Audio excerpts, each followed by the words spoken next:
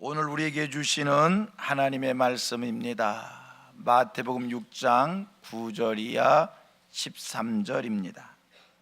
저희가 주일마다 주기도문을 통해서 계속 은혜를 받고 있습니다. 오늘은 우리가 우리에게 죄 지은 자를 사하여 준 것 같이 우리 죄를 사하여 주시옵고, 이 문장을 같이 살피면서 은혜를 받으려고 합니다. 문장이 좀 깁니다. 우리 한번 같이 우리가 우리에게 지은 죄 한번 같이 한번 요 부분만 암송을 해보도록 합니다. 시작. 우리가 우리에게 죄 지은 자를 사하여 준 것 같이 우리 죄를 사하여 주시옵고. 긴 문장이지만 간추려 얘기하면 딱 하나를 얘기하고 있습니다. 죄 사함에 대한 간구입니다. 주기도문 강해를 하면서 우리 성민교회 교우들이 신앙의 기본을 다시 한번 더 점검할 수 있는, 확인할 수 있는 그런 기회가 됐으면 좋겠다라는 생각이 듭니다. 여러분, 우리 기독교 신앙의 기본을 얘기하라면 무엇일까요? 예수 그리스도를 믿는 겁니다. 천국을 믿는 겁니다.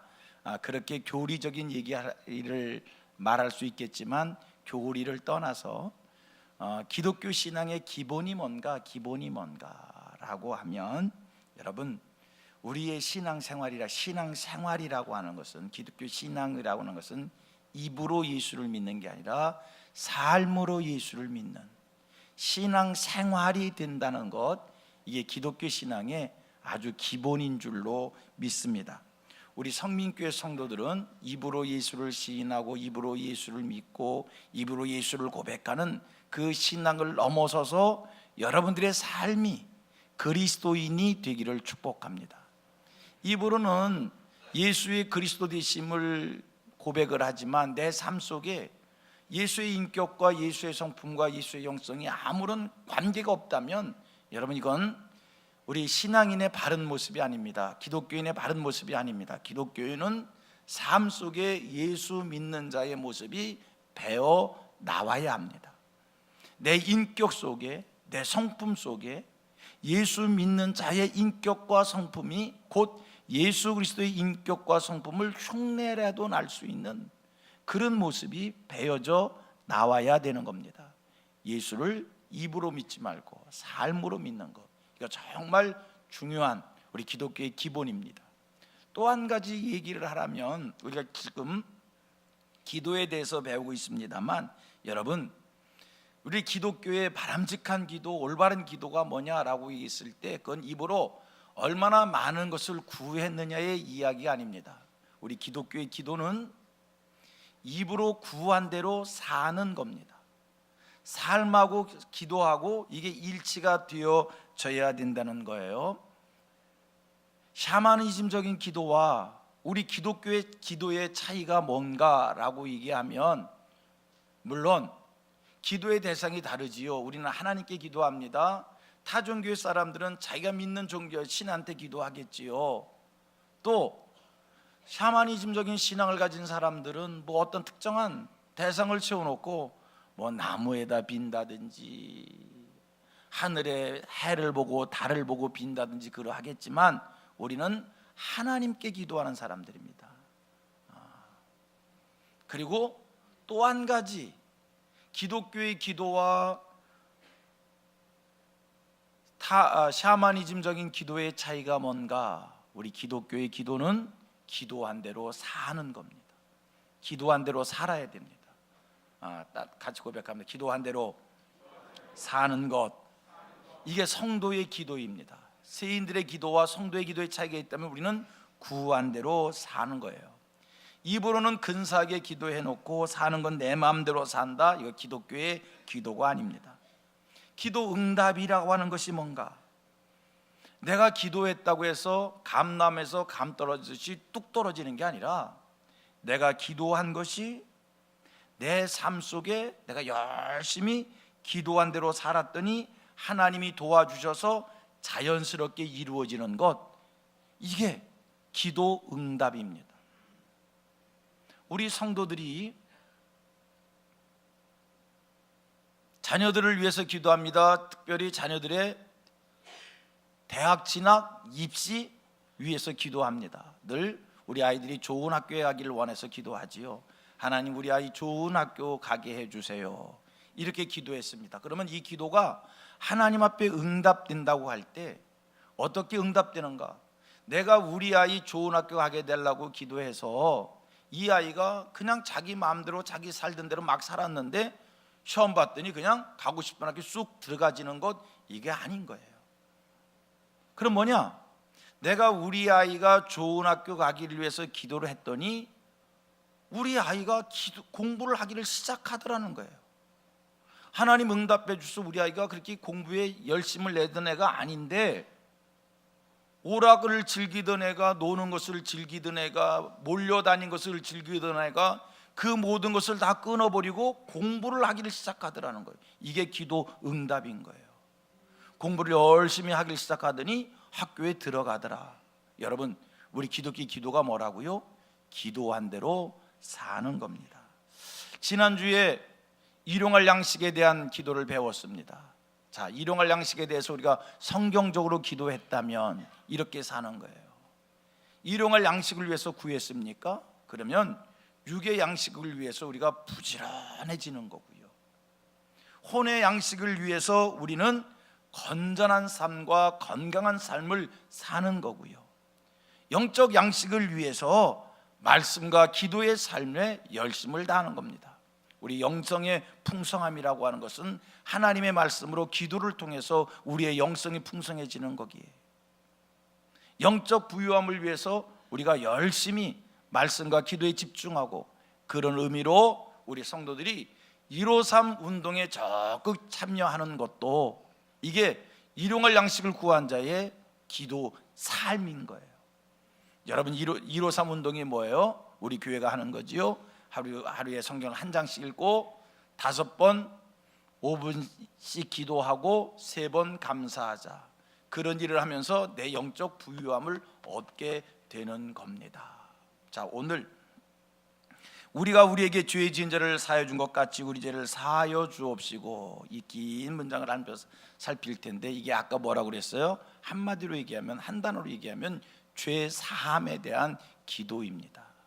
죄 사함을 위해서 우리는 기도해야 합니다.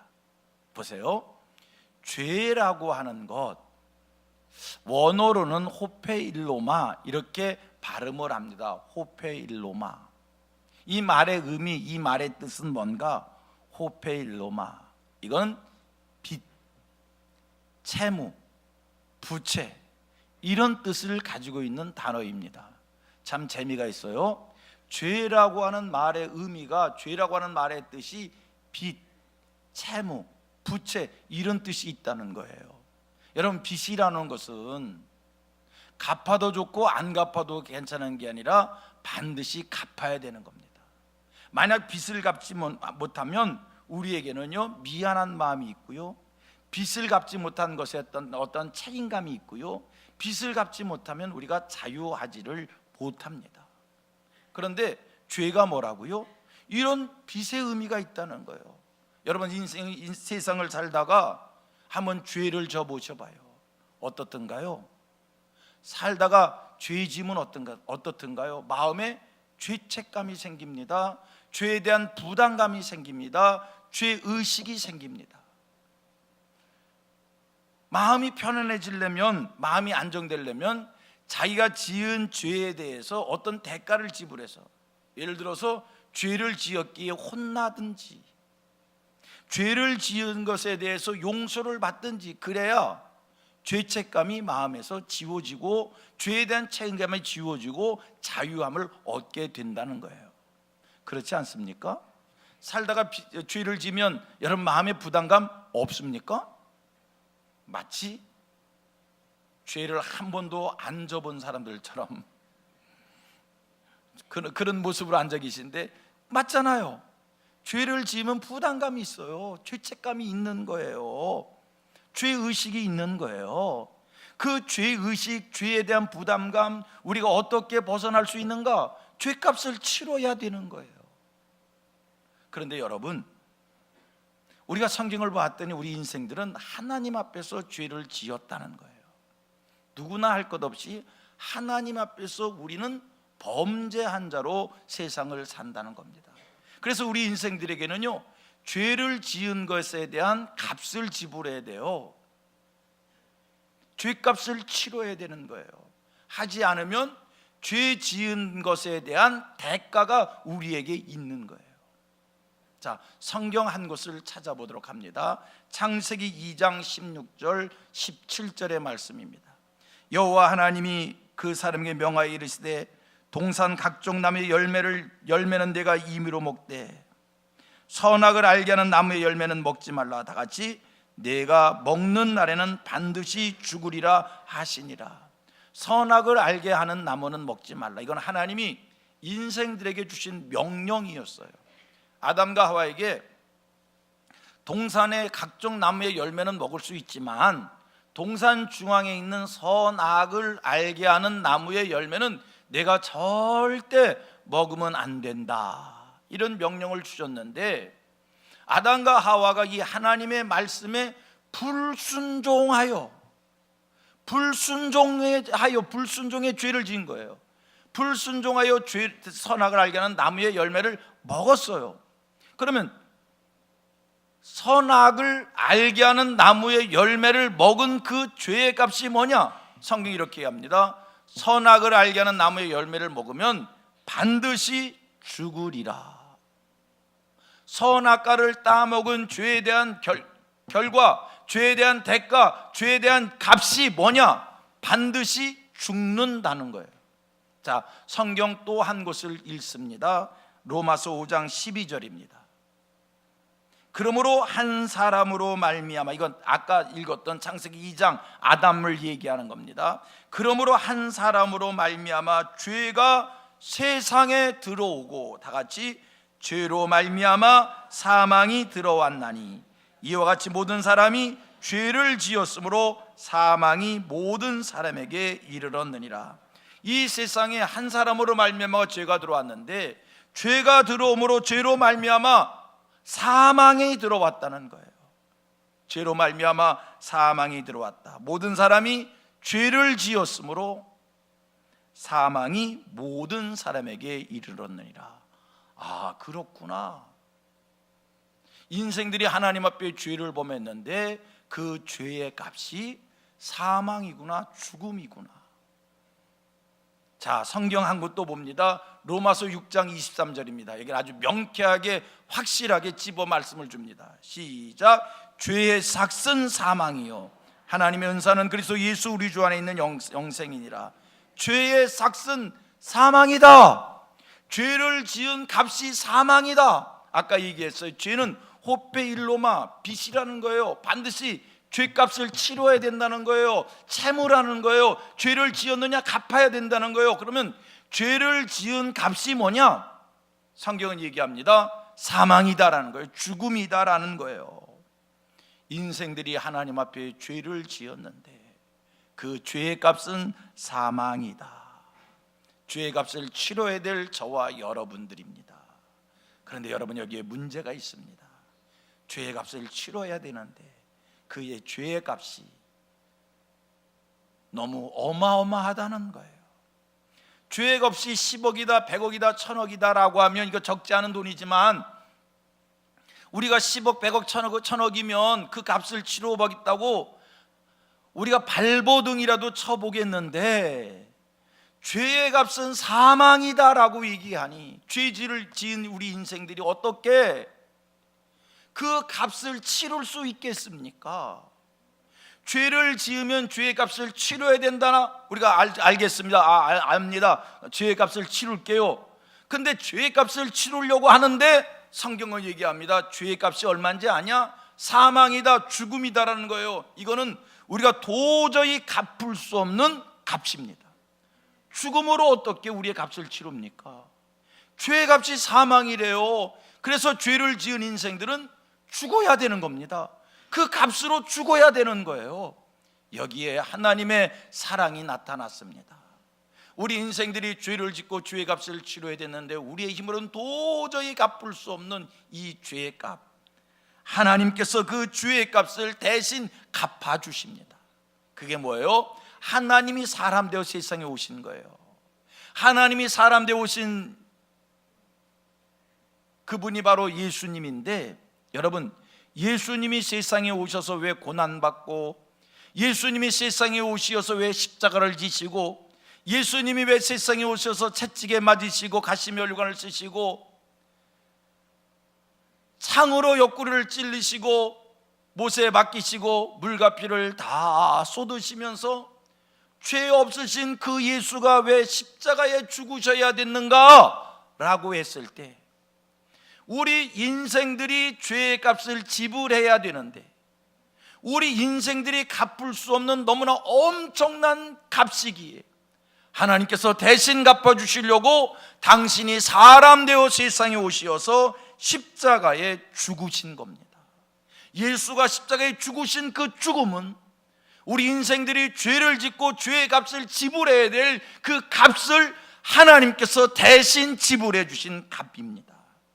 여러분, 오늘 우리가 예수의 십자가 죽으심을 나의 죽음으로 받아들이는 것이 왜 중요하냐? 인생은요, 누구나 할 것 없이 법 앞에 평등합니다. 법은요, 모든 사람에게 똑같이 적용되어지는 거예요. 예외일 수 없습니다. 대통령이라도 법 앞에는, 대통령보다 더한 사람이라도 법 앞에는, 최고의 재벌이라고 하더라도 법 앞에는요, 피할 길이 없어요. 그 법에 반드시 법의 잣대에 의하여 법의 심판을 받아야 되는 겁니다. 인생은요, 법 앞에 평등합니다. 이 법의 대가를 지불해야 됩니다. 그런데요, 우리는 죄를 지은 인생들입니다. 죄의 값을 치러야 됩니다. 내가 치룰 수 없는 이 죄의 값, 하나님께서 대신 갚아주셨어요. 그게 예수의 죽으심인 거예요. 그래서 우리는 심판대 앞에 섰을 때, 예수께서 십자가에 죽으신 것은 내가 갚아야 될 죄의 값을 예수님이 대신 갚아주신 것입니다 라고 이렇게 믿음으로 고백하면, 내가 갚아야 될 이 죄의 값을 예수가 대신 갚아준 것으로 끝나는 거예요. 여러분, 죄의 종류는요, 수천 가지, 수만 가지입니다. 누가 죄로부터 자유할 수 있겠어요?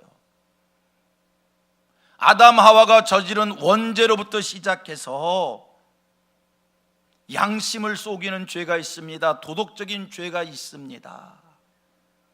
세상을 살아가는 제도와 규례에 의한 법이 있습니다. 이 수만 가지 이러한 죄, 우리는 다 죄를 지을 수밖에 없어요. 제가 설교하는 목사입니다. 설교하는 목사여도 죄로부터 자유할 수 없습니다. 죄를 지을 수밖에 없습니다. 내가 죄를 지으면 여러분, 그 죄의 값을 지불해야 됩니다. 그런데 성경은 얘기합니다. 죄의 값이 뭐냐? 죽음이다라는 겁니다. 내가 어떻게 이 죽음이지 죄의 값을 내 스스로 지불할 수 있습니까? 갚을 수 없는 거예요. 그런데 감사해요, 예수가 대신 갚아주셨어요. 예수의 죽으심을 나의 죽음으로 받아들일 때 우리는 죄로부터 자유하게 되는 줄 믿습니다. 이렇게 예를 들어보겠습니다. 우리가 세상을 살다 보면 돈이 필요할 때가 있잖아요. 그러면 돈을 이렇게 내가 모아서 이렇게 쓰는데, 내 돈이 없을 때 어떻게 해요? 돈을 빌려야 되지요. 예입니다. 제가 살다가 돈이 필요했어요. 그래서 옆집 사는 사람한테 한 1억을 빌려서 필요한 데 썼어요. 1억을 빌려서 썼어요. 너무나 급하기에 사정해서 1억을 빌렸어요. 그리고 썼어요. 그랬더니 나에게 돈을 빌려준 그 옆집 사람이 그때부터 나한테 완전히 갑입니다. 나를 만나기만 하면 돈 좀 갚으라고. 알았다고. 나를 만나기만 하면 돈 좀 갚으라고. 왜 돈을 안 갚냐고. 있어야 갚지 하면, 아니 돈도 안 갚은 사람이 왜 나보다 더 좋은 옷을 입고 사냐고. 돈도 안 갚은 사람이 어떻게 나보다 더 좋은 차를 타냐고. 돈도 안 갚은 사람이 어떻게 나보다 더 좋은 음식을 먹냐고 나를 계속 괴롭힙니다. 제가요 시달리다가 너무 힘들어서 자꾸 피해 다닙니다. 기가 죽어서 살 수가 있어야지요. 분명 그것은 빚을 졌기 때문에 빚은 갚아야 되는데 내가 갚을 능력이 없어요. 그런데 이 사람은 나를 만나기만 하면 돈을 갚으라는 거예요. 죽겠어요. 어느 날 저희 부모님께서 사실을 알게 됐어요.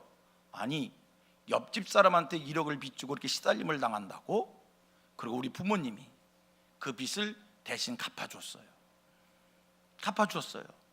어느 날 길에서 옆집 사람을 만났습니다. 만나자마자 나한테 대뜸 또 얘기합니다. 빚 갚으라고. 그럼 내가 뭐라고 얘기하면 됩니까? 아니 아저씨, 어저께까지 내가 주눅 들어 살았지만 이제는 큰 소리 쳐야죠. 아니 아저씨, 빚 갚았잖아요. 언제 갚았냐고. 우리 부모님이 어저께 갚았잖아요. 큰 소리 칠 수 있는 겁니다. 그래서 빚에서 내가 자유할 수 있는 겁니다. 내가 갚을 수 없는 것을 우리 부모님이 갚아주신 겁니다. 여러분, 죄를 지은 우리들에게 죄의 값을 지불해야 되는데, 그래서 죽음이 내게 찾아왔는데 나는 그 죄의 값을 지불할 수 없어서 나는 죽어야 되는 존재가 됐는데, 할렐루야입니다. 감사한 일입니다. 하나님께서 내 사정을 아시고 하나님이 사람 되어 세상에 오시어서 우리의 죄의 값으로 당신이 십자가에 죽어주심으로 우리가 죄에서 자유한 자가 된 겁니다. 이제 예수가 내 대신 죽었다라고 하는 것, 예수가 내 대신 죄의 값을 지불했다라고 하는 것을 내가 믿고 고백하면, 여러분, 우리가 어떤 죄를 지었든지 간에 죄로부터 자유한 자 될 줄로 믿습니다. 죄를 지은 인생으로 우리는 죽어야 되는데 그 죽음에서 자유할 뿐만 아니라 우리는 생명을 얻은 자가 됐습니다. 감사한 일입니다. 하나님 우리의 죄의 값을 갚아 주셨습니다. 예수 그리스도께서 내가 갚아야 될 무거운 죄의 값을 대신 갚아 주셨습니다. 이 감격적인 은혜가 깨달아 알아지는 저와 여러분들 되어지기를 축복합니다. 하여 이제는 우리가 하나님께 받은 이 큰 은혜를 무엇이라도 보답해야 됩니다. 그렇지 않습니까? 내가 갚지 못할 큰 빚을 하나님이 갚아주셨는데, 하나님이 내 빚을 갚아주셨다는 것을 깨달은 이 순간 우리는 하나님 앞에 그 은혜에 보답하는 삶을 살아야 될 줄로 믿습니다. 그래서 우리 성도들은 하나님 앞에 헌신을 하는 겁니다. 하나님께 받은 은혜가 너무 크기에 이 몸밖에 없어 이 몸을 드립니다 헌신합니다. 하나님께 받은 은혜의 복이 너무나 크기에 물질로 하나님 앞에, 시간으로 하나님 앞에, 몸으로 하나님 앞에 헌신합니다. 받은 은혜가 너무 크기에 내가 갚지 못할 큰 빚을 하나님이 대신 갚아주셨기에 하나님의 그 은혜 고마워. 우리는 하나님 앞에 조금 더 아까워하는 것 없이 만 가지를 드려가며 헌신합니다. 세상 사람들, 우리 기독교인들을 보면 잘 이해가 가지 않습니다. 우리 예수 믿는 사람들, 저 사람들은 어떻게 교회의 일이라면, 하나님을 위하는 일이라면 저렇게 아낌없이 희생할까? 그렇지 않습니까? 우리는 교회의 일이라면, 주의 일이라면, 하나님의 일이라면 아까워하는 것 없습니다. 삶의 우선순위입니다. 시간도 물질도 몸과 마음을 다 하나님 앞에 드리고 하나님이 기뻐하시는 일이라면, 하나님을 영화롭게 해드리는 일이라면, 하나님 앞에 올려드리는 일이라면 우리는 만 가지를 다 할 수 있습니다. 어떻게 해서 이런 마음이 생긴 겁니까? 하나님이 내 생명의 은인이기에, 내가 죽어야 되는데 내게 살 길을, 내게 영생의 길을 주시었기에 그 은혜 고마워 하나님 앞에 보답의 삶을 사는 겁니다. 이 얘기를 하나 하겠습니다. 노예 시장에 팔려 나오는 노예가 있었습니다. 쇠사슬에 묶여서 채찍에 맞으면서 노예 시장에 끌려 나왔습니다. 경매에서 팔려 나가듯이 사람들은 이 노예를 놓고 흥정을 합니다. 노예가 제대로 서 있지 않으면 채찍질을 합니다. 어느 한 사람이, 백인이 흑인 노예를 사갑니다. 이 노예는 백인에게 끌려갑니다. 쇠사슬에 묶여서 마치 끌려가다시피 갑니다. 노예를 끌고 가던 백인이 마음에 들지 않습니다. 채찍으로 때립니다. 채찍에 맞으면서 끌려갑니다. 주인이 마음에 들지 않습니다. 또 때립니다. 아파하면서 끌려갑니다. 노예를 끌고 가던 백인, 자기 흥분에 못 이겨서 갑자기 자기 차고 있던 칼을 빼서 이 노예를 향해서 찌릅니다. 마침 길을 가던 한 젊은 신사가 있었습니다. 그 광경을 보다가 이 주인이 칼을 들어 찌르는 모습을 보고 손을 갖다 댔습니다. 이 주인이 찌른 칼이 한 젊은 신사의 손을 관통했습니다. 큰일 날 뻔했습니다. 만약 손을 갖다 대지 않았으면 이 노예는 칼에 찔려 큰일 당할 뻔한 겁니다. 이 젊은 신사가 그 노예 주인에게 말을 합니다. 이 얘기 저 얘기. 그 노예를 자기한테 팔라는 겁니다. 주인이 마음에 들지 않은 노예 팔았습니다. 이 젊은 신사 그 노예를 돈 주고 사서 이 노예에게 자유를 선포해 줍니다. 넌 이제 노예가 아니야. 넌 이제 자유인이야. 여러분, 노예 입장에서 생각해 보면 이 젊은이가 얼마나 고마운 겁니까? 이제까지 한 번도 얼굴을 본 적이 없는 초면의 사람인데 자기를 위해서 칼에 찔리기도 하고 자기를 돈 주고 사서 자유를 주자니 얼마나 감사합니까? 생명의 은인입니다. 이 노예가 이분이 자기의 자유를 선포해 줬다 할지라도 이 노예는 그분을 향하여 생명의 은혜로 고맙게 평생 여겨야 될 것입니다. 여러분, 마치 우리가 이처럼 하나님 앞에서 범죄한 인간으로 여러분 이 땅에 사는 인생들 치고 죄에서 자유할 사람 아무도 없다니까요. 누가 죄에서 자유하겠어요? 도덕적인 죄, 양심적인 죄, 세상의 규례와 규칙을 범한 죄,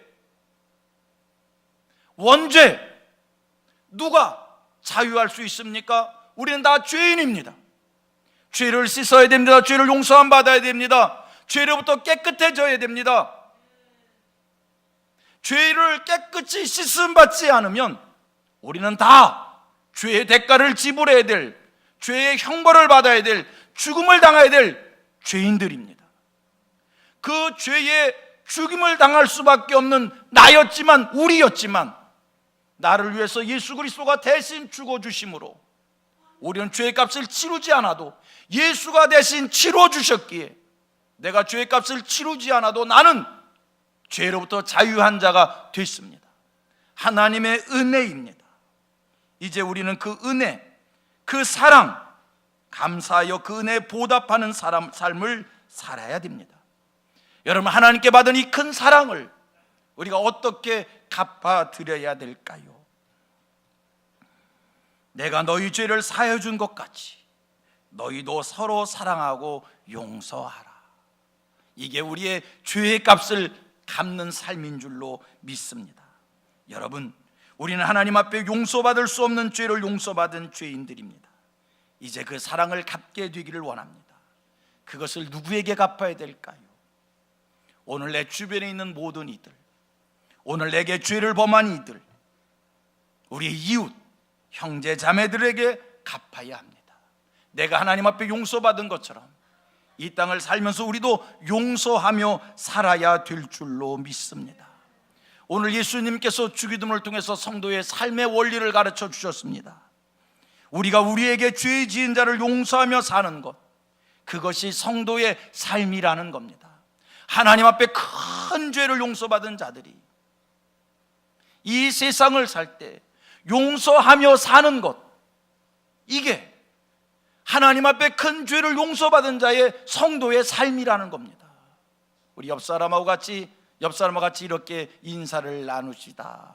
용서하며 사십시다.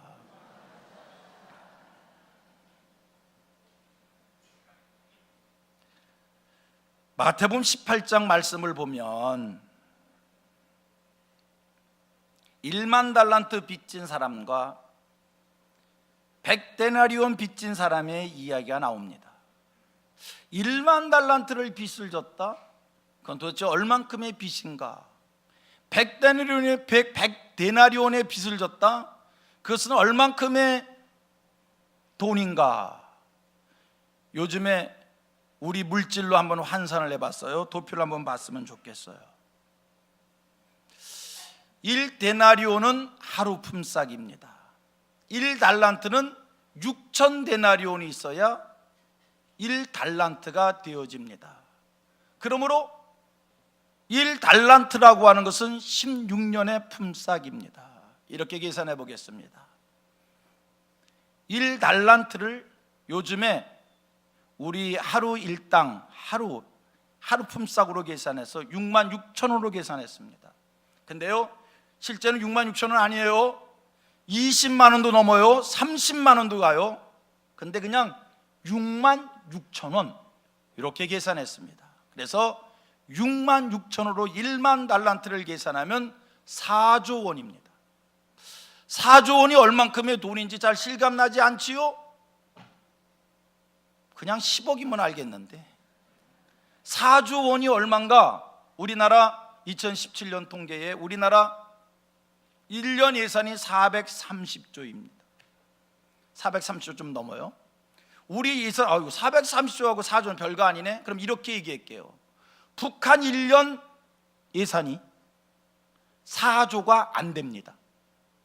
아시겠습니까? 3조 얼마예요? 서울시 예산이 30조가 넘죠. 우리나라 잘 사는 나라더라고요. 북한은 4조가 안 된대요.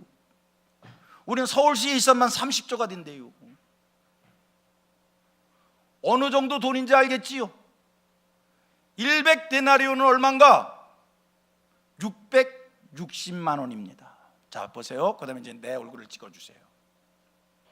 1만 달란트를 빚을 진 사람이 이 빚에 눌렸으니까 빚을 져봤어야 알지. 빚이 얼마나 고통스러운 건지. 1만 달란트 빚을 지고 무거운 마음으로 어찌해야 좋을지 근심과 걱정과 나는 큰일 났네, 나는 망할네 한숨 지으며 시달림 속에 사는데 세상에 고맙고 감사하고 감격스러운 것은 4조를 빚준 사람이 어느 날 자기 돈을 1만 달란트를 다 탕감해 주는 거예요. 너 너무 힘들지? 그래, 내가 너 탕감해 줄게. 와, 얼마나 좋았을까, 얼마나 기뻤을까, 얼마나 신났을까. 아마 주인님 감사합니다, 고맙습니다 덩실덩실 춤을 추면서 감사합니다, 고맙습니다, 고맙습니다, 감사합니다가 입이 마르도록 인사했을 거예요. 그리고 주인한테 인사하고 나옵니다. 길을 가다가 자기한테 100데나리온 빚진 사람을 만납니다. 만나는 순간 돌변합니다. 야, 너 돈 갚어. 660만 원인 거요. 야, 돈 갚어. 야, 이 나쁜 놈아, 돈 빌려갔으면 돈을 갚지 왜 돈 안 갚어? 돈 갚어. 돈 없어요, 갚을게요. 딴소리 하네. 막 구박을 하다가 감옥에 가둡니다. 예수님이 우리를 향한 지적의 얘기예요. 1만 달란트를 탕감받은 사람이 100데나리온 빚진 사람을 용서해 주지 못한다면, 여러분, 우리는 하나님 앞에 죽을 수밖에 없는 죄인들인데 하나님이 우리 죄의 값을 대신 갚아 주셨습니다. 이 은혜를 깨달은 이들이 성도입니다. 하나님이 내가 죽어야 되는데 내게 살 길을 주셨습니다. 하나님의 은혜입니다. 하나님의 사랑입니다. 느끼십니까? 감사합니까? 그렇다면 오늘 이 땅을 살아가면서 우리 성경 속에 1만 달란트를 탕감받고 100데나리온 빚진 사람을 용서해 주지 못한 사람처럼 그런 마음으로 살지 말고 이 땅에 살면서 큰 것을 용서받은 사람답게 작은 잘못, 작은 실수, 작은 허물을 보인 사람들, 여러분 용서하며 사십시다. 이게 성경이에요. 이해하고 용서하고 받아주고 기회를 주고 기다리며 화목하며 사는 것, 이게 성도의 올바른 삶이다. 오늘 성민교회 성도들에게 이 말씀이 은혜로 와 닿기를 원합니다. 예배 마치고 집에 가셔서요, 하나님 앞에 내가 1만 달란트를 탕감받았다는 걸 생각해 보면 용서받을 사람이 어디 있어요? 옆 사람하고 이렇게 인사합니다. 옆 사람하고 이렇게 인사합니다. 그냥 하세요. 용서해 줄게.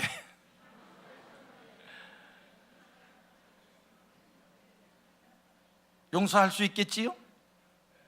집에 가셔서요, 전화하세요. 또 전화 가지고 갑자기 내가 너 용서해 줄게 그러면 그쪽에서 깜짝 놀랄 거야. 뭐를 용서해 준다는 거야? 전화해서 축복을 빌고, 전화해서 화해를 하고, 평강을 빌고, 사랑을 전달하고. 여러분, 이게 성도의 성경적 삶입니다. 하나님 앞에 용서받은 그 큰 은혜 속에 작은 것 용서하면서 또 감사한 것이 있어요. 내가 이 땅을 용서하며 살아야 되는데 사실 용서가 되지 않잖아요. 사람인데 어떻게 용서가 돼요? 용서 안 되잖아요.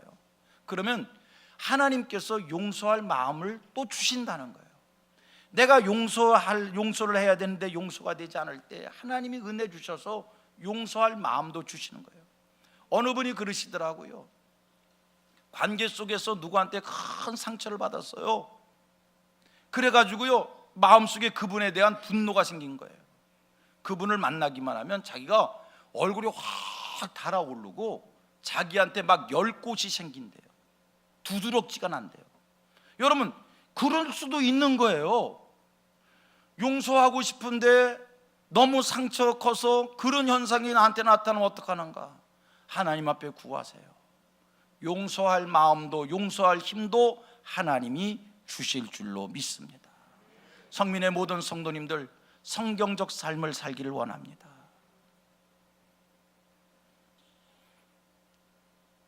오늘 하나님 앞에 용서받을 것 있습니까?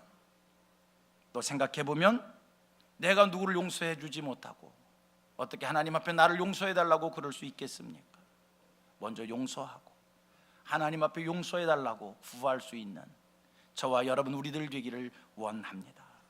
마태복음 5장 23절에 가보면 예물을 제단에 드리려다가 형제에게 원망 들을 일이 생각나거든 돌아가서 형제와 화목하고 난 후에 하나님 앞에 예물을 드리라는 거예요. 여러분, 이게 예배의 순서입니다. 오늘 우리 예배가 하나님 앞에 온전히 바르게 상달되기를 소원한다면 먼저 화목하고 화해하고 용서하고 하나 되고 그리고 하나님 앞에 예배하는 것, 성경적 예배인 줄로 믿습니다. 말씀을 정리합니다. 저와 여러분은 하나님 앞에 큰 죄를 용서받은 큰 은혜를 입은 사람들입니다. 답게 우리 또한 이 땅을 용서받은 자로 용서하며 사는 하늘 백성들 되어지고 내 힘으로 용서되지 않을 때 용서할 수 있는 힘을 달라고 하나님 앞에 구하시고 그 힘으로 모든 이들을 다 용서하면서 화목하게 이 땅을 사는 하늘 백성들 되어지기를 주님의 이름으로 축복합니다.